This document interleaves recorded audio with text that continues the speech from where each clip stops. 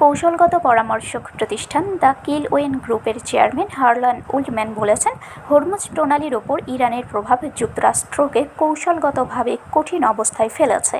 সাবেক এই মার্কিন নৌ কর্মকর্তা আল জাজিরাকে বলেন, একেবারে শুরু থেকে এটা অস্পষ্ট ছিল যে এই সংঘাতে যুক্তরাষ্ট্রের প্রকৃত লক্ষ্য কী ছিল। অনেকে প্রশ্ন করছেন, ইরান যুদ্ধ থেকে যুক্তরাষ্ট্র আসলে কী অর্জন করতে চেয়েছিল।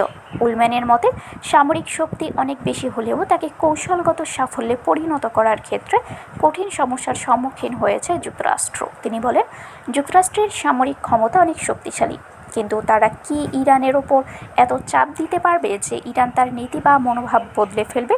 আমার মনে হয় সেটা সম্ভব নয়। তিনি আরও বলেন, এই পরিস্থিতিতে কৌশলগতভাবে ইরানি তুলনামূলক ভালো অবস্থানে আছেন, কারণ ইরানকে শুধু এইটুকুই বলতে হবে যে আমরা হরমুজ প্রণালী বন্ধ করে দেব, আমরা উপসাগরীয় অঞ্চলের প্রতিবেশী দেশগুলোর ওপর হামলা চালাবো।